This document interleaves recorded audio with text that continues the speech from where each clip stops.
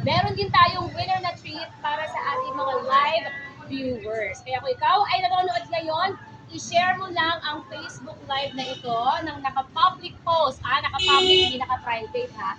I-share mo lang ang Facebook Live na ito sa iyong Facebook, syempre, ano sa Instagram. I-share mo sa iyong Facebook, tapos naka-public. And dapat sa caption may hashtag na #WinRadioFanDay,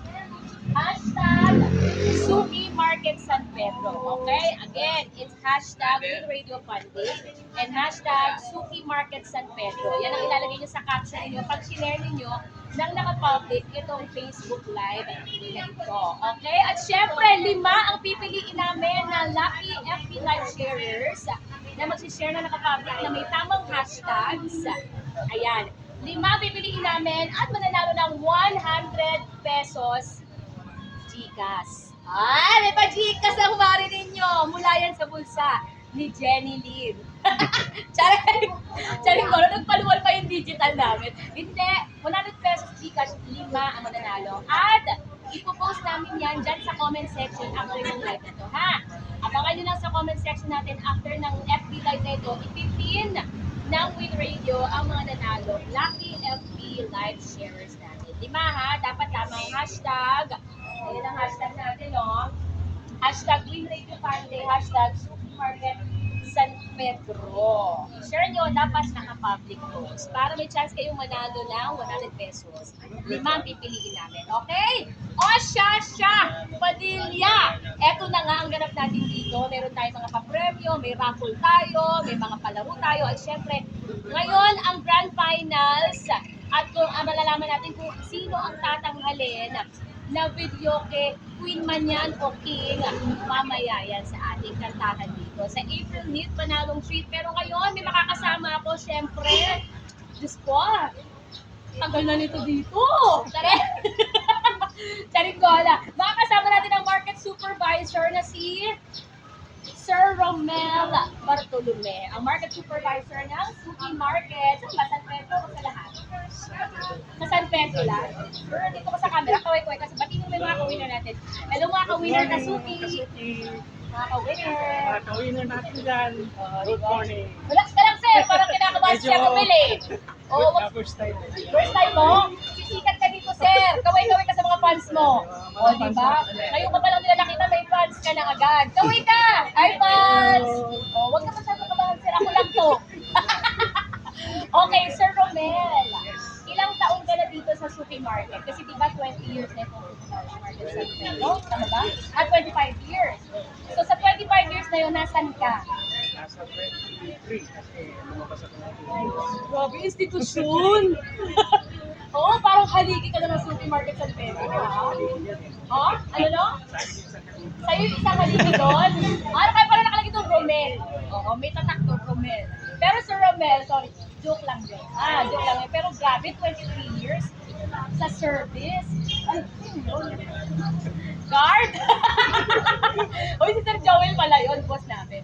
Pero ito si Sir Romel, 23 years. Sa loob ng 23 years, minsan ba naisipan mong sumuko na sa buhay? Dahil sa mga pagsubok na pinagdaraanan mo? Hindi naman, dahil nagkira sa plano. Suki Market, malaki ang ambag sa inyo. Malaki ang naitulong kay Sir Roberto sa Suki Market. So speaking of Suki Market, syempre 23 years ka na dito, marami ng pinagdaanan. Ang dami ng mga kaganapan, ang dami mga kanik-kanik na nangyari. Pero Sir Romel, ano ba ang ganap ngayon sa Suki Market? Ngayong darating na Mayo, ang ganap natin is magkakaroon tayo sa mga Mother's Day event, basketball, Mother's Day, marami pang iba mga naganapan. Okay. Marami ba bang available dyan na stall? Saka kung mga available stall na tayo yan, may gusto negosyo sa Suki San Pedro, open lang. Pumunta na kayo dito sa Suki. Yun, ikaw na hanapin. Yes. Si Sir Romel ang market supervisor. At saka si Miss Linda. Kung gusto nyo magtinda rito, mag-inquire. Gagawin ng stall dito sa Suki Market. Pero kamusta ba ang presyo dito sa Suki Market? Tama ba? Tama ba ang presyo dito? Yes, so tama. Sabi ko sa inyo eh. Subok. Kamusta ba ang mga natin dyan, ang mga kasamahan natin dyan? Lahat ba yan eh? Mabait? Opo, kasama ko rin yung Security, last time yung dito. madaling nakita. Yun, madaling lapitan. Paano? Madali di ba utangan? Yeah. Siyempre bawal ang utang, nagde-negosyo tayo. Hindi tayo nagde-negosyo ng paligid, di ba? Dapat lagi tayo may kita. At saka napansin ko sa Suki Market talaga, totoo talaga dun sa sinasabi ng the clean, fresh, and safe. Ano po, Box Week Malinis sa loob, eh. Hindi tayo sa ibang paligid na ewan ko lang ha, eh. Basta, iba siya. Kasi sa ibang paligid na nakikita ko, pagpasok ko pa lang, naglulusak na. Pero dito iba. Nakaiwalay, no? Nakaiwalay. Pero ba't sa iba, kahit wet, kahit dry, wet pa rin. Opo. Dito tayo. Oo, pero yung sa Pakita ko, Suki Market, nakita iba. tayo. Ano? Yung Suki Market yan, the clean, fresh, safe market. Pati ba mga tindera, fresh? Yes. Yes! Kita mo kasi sa Romelo, fresh, hindi alatang 23 years na sa Suki Market. Hindi! Hindi naman masyadong ano sa Romel, masyadong mo pinapabata yung sarili mo. O yan, Sir Romel, i-invite mo naman ang ating mga kaulinan sa Suki na magpunta dito sa Suki Market San Pedro, especially yung mga taga San Pedro. Yan, i-invite ko lahat ng mga taga-Pedro na sumali pupunta dito sa event natin ngayong araw.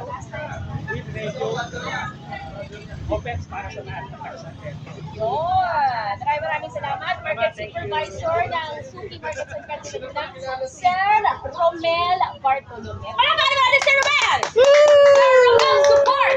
Sir Romel, support! Support! Supportahan lang natin. Ayan. Supportahan natin Sir Romel! Sir Romel, support! Sir Romel, support! Sir Romel, maraming thank you po. Ayan, thank you. At yun na nga, mga kasu